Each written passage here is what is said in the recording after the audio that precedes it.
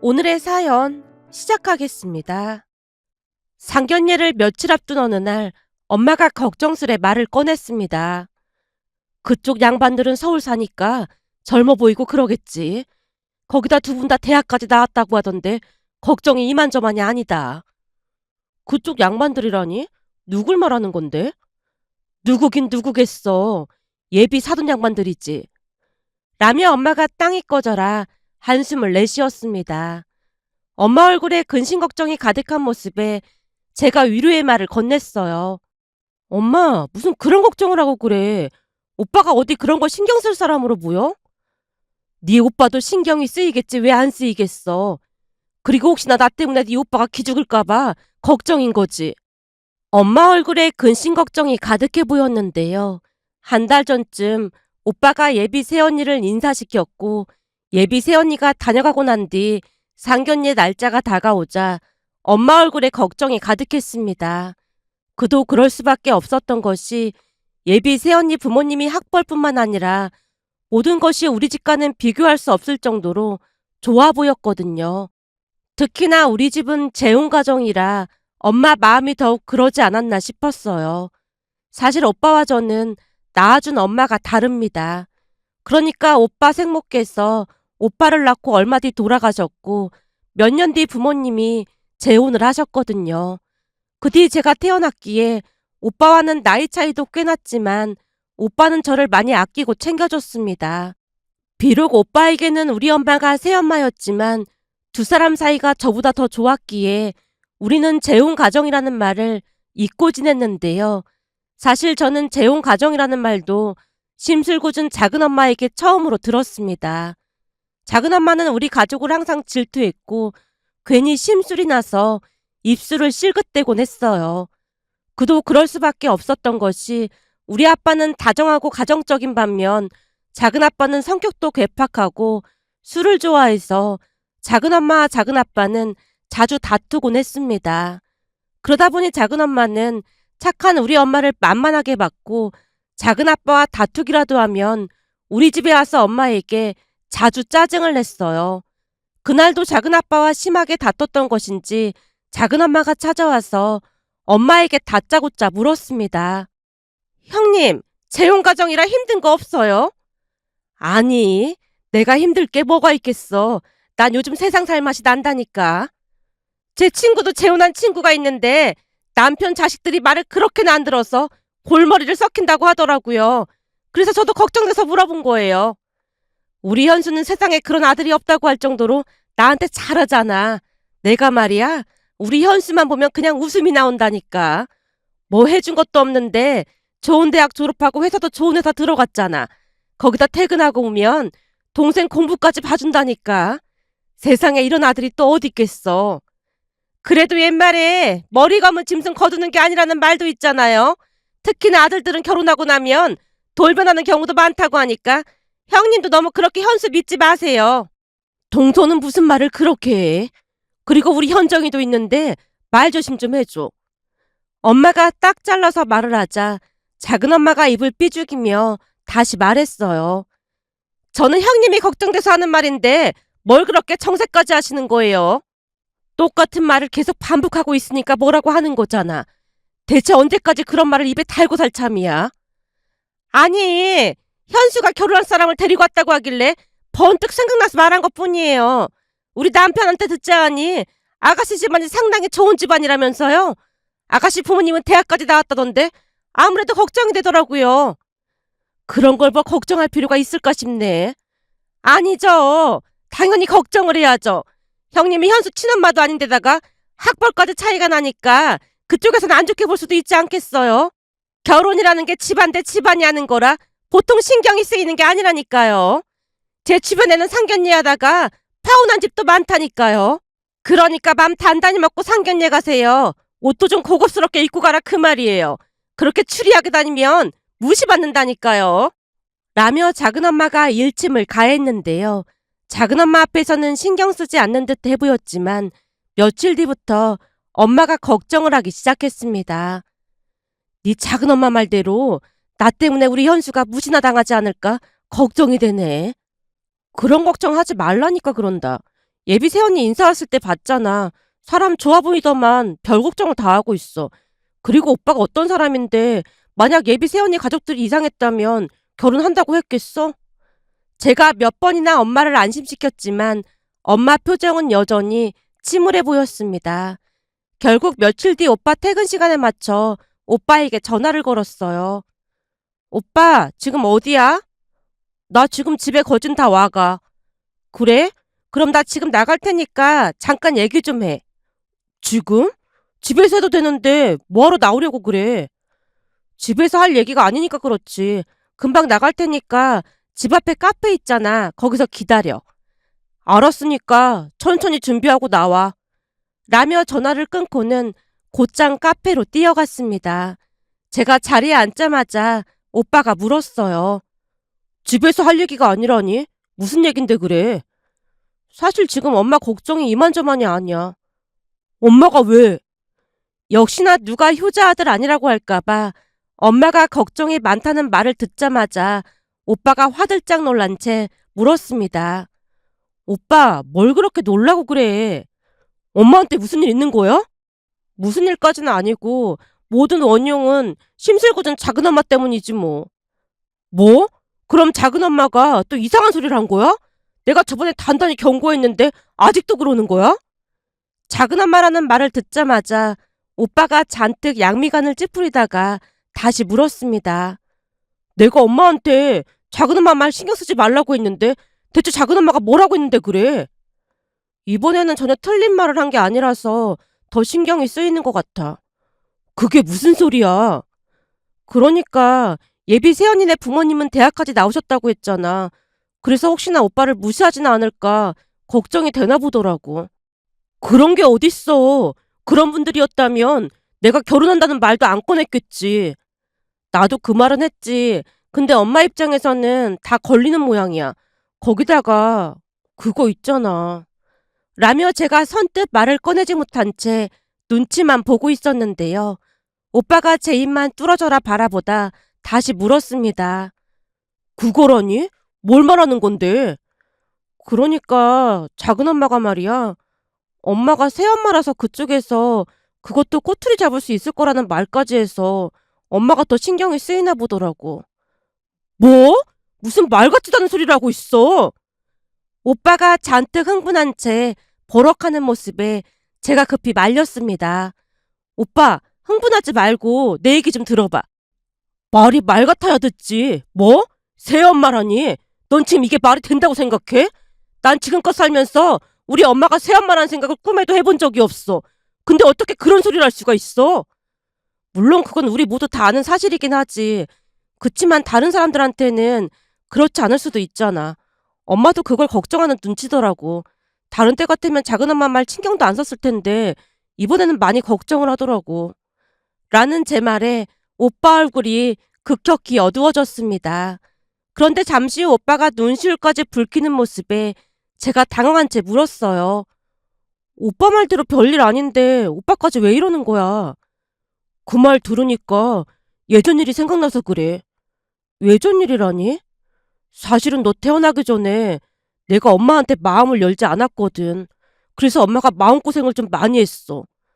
오빠가 그런 적도 있었어?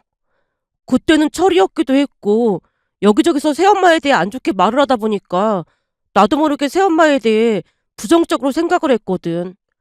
라며 오빠가 오래전 이야기를 꺼냈습니다. 오빠 말에 따르면 오래전 친엄마가 돌아가시고 몇 년 뒤 아빠가 가족들에게 엄마 이야기를 꺼냈다고 합니다. 그날은 집안 행사도 있어서 작은아빠 부부와 고모 부부까지 다 있었던 모양인데 가족들도 다 알아야 한다고 생각했기에 아빠가 어렵게 말을 꺼냈다고 합니다. 저기 어머니, 드릴 말씀이 있어요. 뭔데 그렇게 뜸을 들이고 있어? 다른 게 아니라 회사에서 일하다가 마음이 통하는 사람을 만났어요. 마음이 통하는 사람? 지금 내가 잘못 들은 거 아니지? 눈이 휘둥그레진 채 할머니가 가족들을 둘러봤고 작은엄마가 신나서 끼어들었답니다. 아주버님, 마음이 통하는 사람이라고 하면 혹시 재혼이라도 하실 생각인 거예요? 현수 엄마 떠나고 나서 재혼 같은 건 생각도 안 할 줄 알았는데 사람 마음이 참 간사하더라고요. 이런저런 생각으로 심경이 복잡했던 모양으로 아빠가 긴 한숨을 내쉬었다는데요. 할머니가 급히 끼어들었다네요. 간사하긴 뭐가 간사하다고 그래. 현수 엄마도 네가 좋은 사람 만나서 잘 살길 바랄 거다. 현수를 위해서도 엄마가 필요하지 않니? 몇 년을 독수 공방하면서 현수 키웠으면 그럴 자격 충분하고 말이야. 에이, 어머님, 그건 아니죠. 아니긴 뭐가 아니야?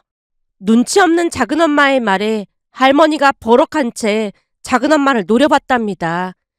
지금 화를 내실 게 아니라 어머님이 그러셨잖아요. 현수를 위해서라도 엄마가 필요하다고요. 근데 그건 아니라는 거죠. 너 또 쓸데없는 소리 할 거면 집어치워. 아니, 쓸데없는 소리가 아니라 배 아파 낳은 내 자식도 미울 때가 있는데 전처가 낳은 자식이 예쁠 리가 있겠어요? 근데 현수를 위해서 낳았다니요. 그건 진짜 아닌 거죠. 넌 지금 이 상황에 꼭 그렇게 말을 해야 속이 시원하냐? 어쩜 하는 짓마다 마음에 드는 구석이 하나도 없어. 그럼 넌 현수 아빠가 평생 재혼도 안 하고 호래비로 살길 바란다는 거야, 뭐야?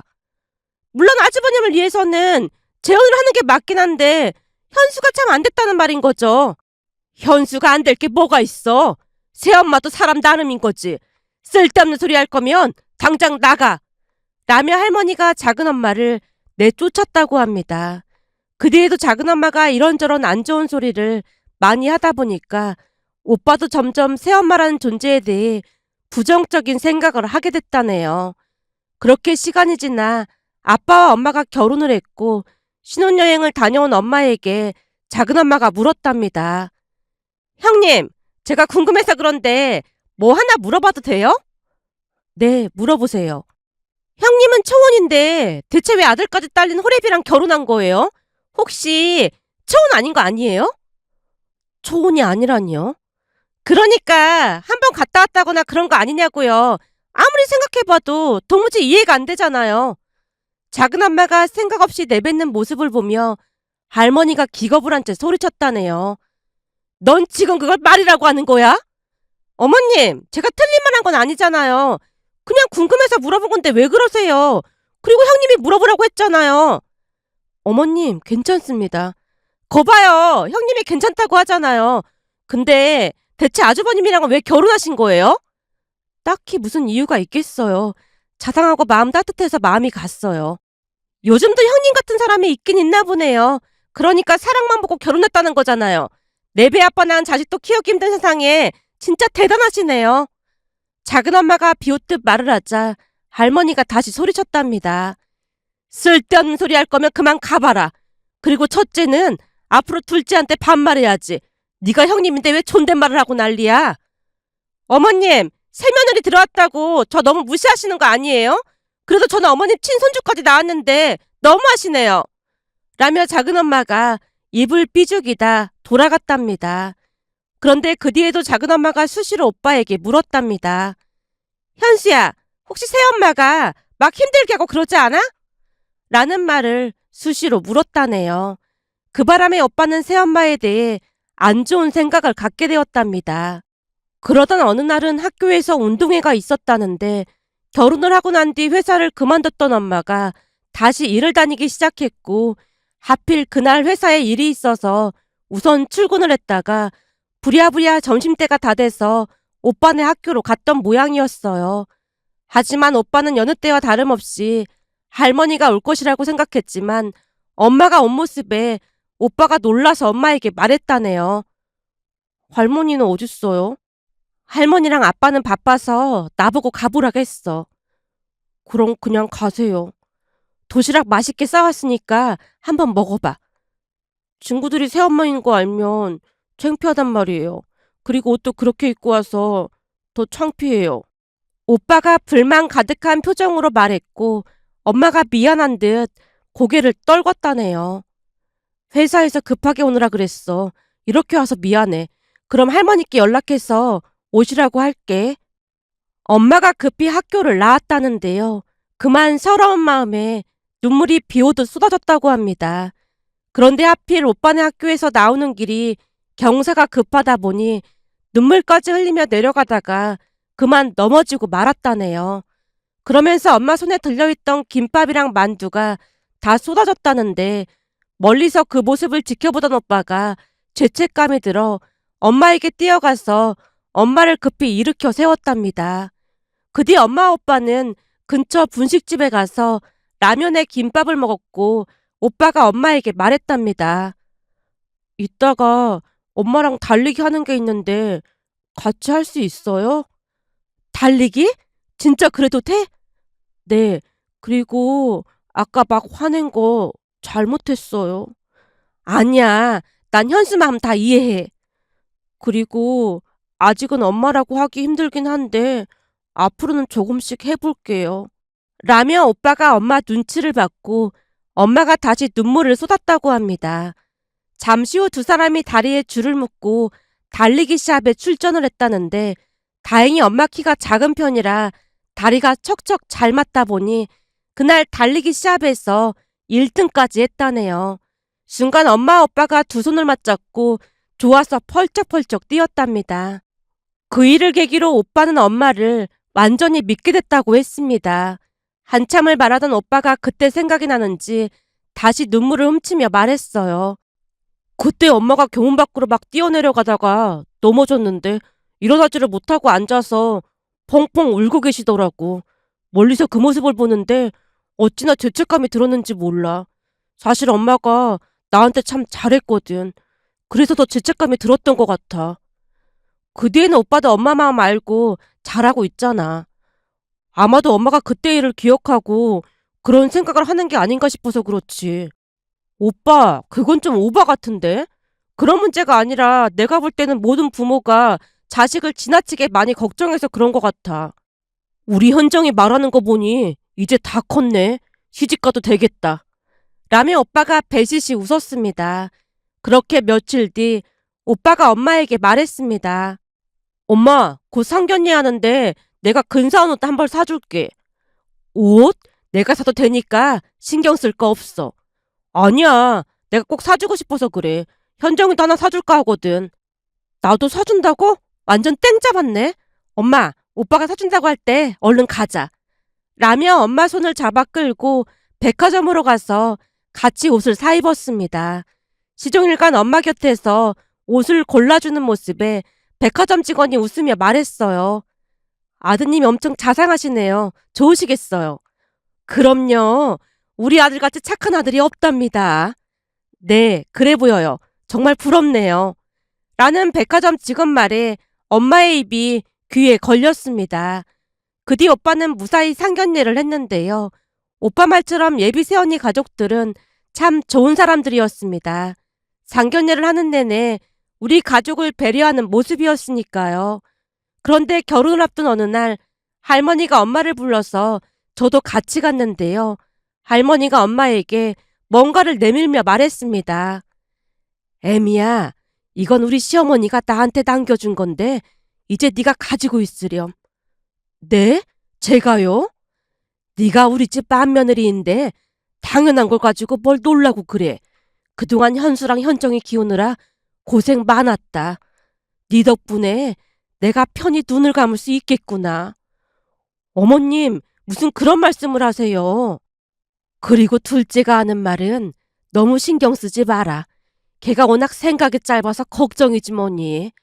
그나마 네가 착해서 얼마나 다행인지 모르겠다. 안 그랬으면 둘째 그것이랑 사달이 나도 몇 번은 났을 텐데 말이야. 아닙니다. 저도 그냥 한 귀로 듣고 한 귀로 흘러버리고 있어요. 그래 고맙구나. 현수를 잘 키워줘서 내가 너한테 고맙다는 말을 100번 1000번 해도 부족할 것 같구나. 어머님, 현수 제 아들인데 무슨 그런 말씀을 하세요. 그래, 정말 고맙구나. 그날 할머니가 엄마에게 고맙다는 말을 몇 번이나 했는지 모르겠습니다.